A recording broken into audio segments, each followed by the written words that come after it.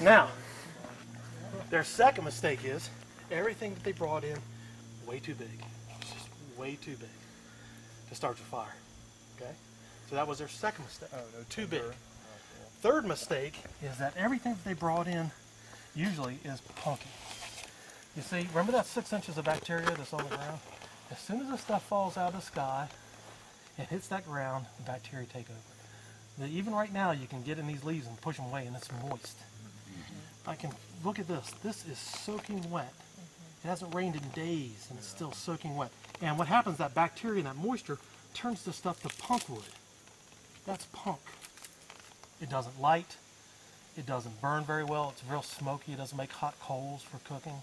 Nasty, nasty wood. First thing we do is I want to find a platform. I don't want to work on the ground. I always pretend the ground is soaking wet. Okay? And if I do this, and I do these steps every time in an emergency situation, I don't have to think about it. This is how I start my fires every time, and our survival instructors have been teaching it like this for over 40 years in every environment. This is the best thing we've come up with. You find a platform. Now, a platform can be a piece of wood like this that's relatively flat. I can go, even when it's raining, I can go up to these pine trees or these dead oak trees, and I can peel that bark off, and it'll be dry on the inside, and I can set that down. Or I can just take sticks and set them side by side, just like that, just to make a platform to work on. You don't want to work on the wet ground. You don't want to work in the dirt. I mean, it's just not cool, man. You need a platform to work on. So I found me a platform, relatively stable platform. Then I bring a brace. This is a brace. It's about the size of a broom handle.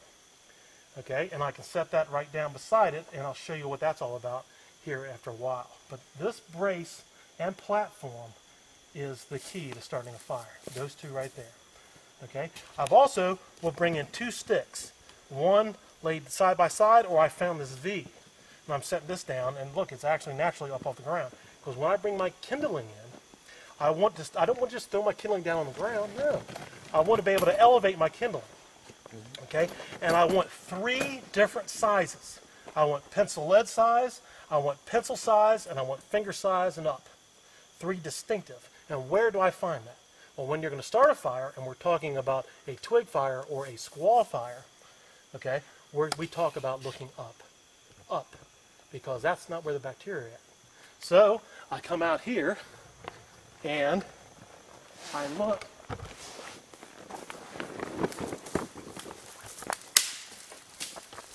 And right there,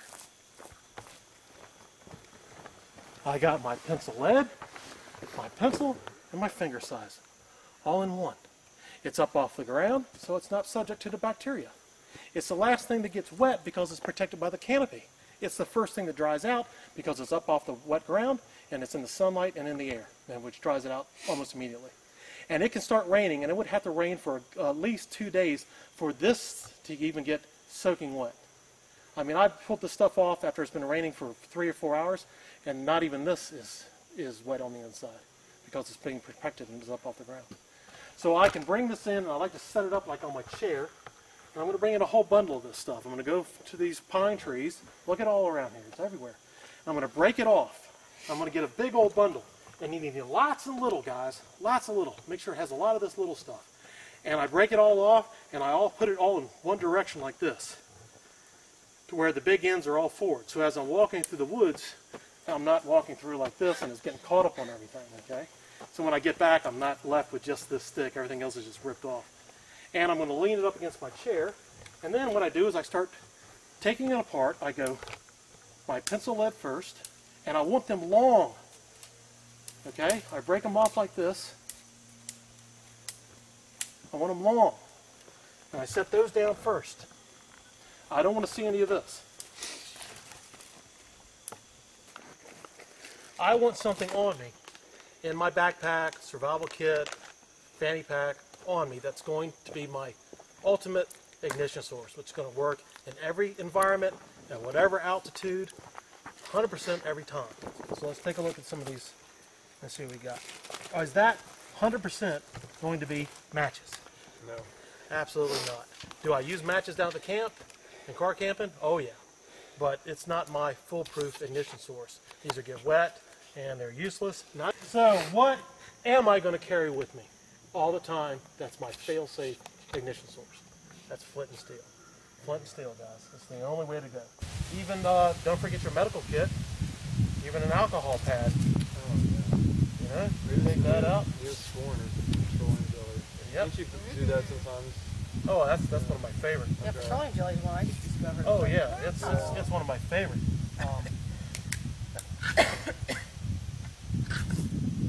That wind's blowing it out.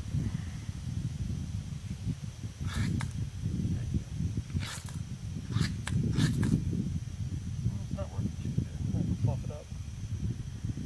A lot of times you just have to really pull this stuff apart and give it some air.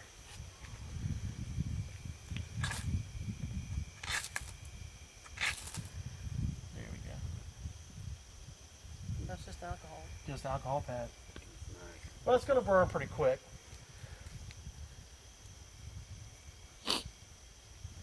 Fire. Fire, good. Fire. Okay. One of my favorite, again, is cotton balls and petroleum jelly.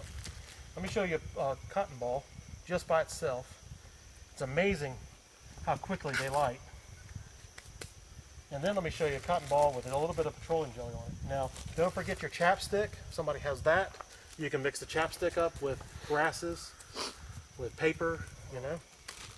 But if a lot of people, they'll always bring out an ignition source. A lot of times they'll bring, you know, your lighters and your matches, but they always forget the tinder.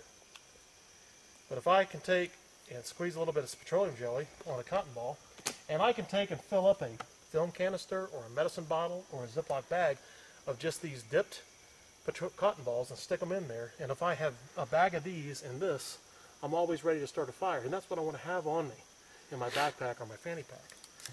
And then I can pull this apart and you mix it all up.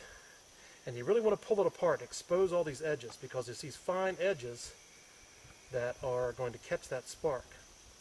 Mix that petroleum jelly up in there. Even if some of that water gets in that jelly, that's probably still going to catch, right? Yep, and still.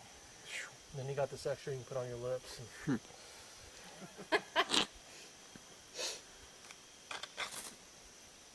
watch how, now look how much more of an intense flame I have.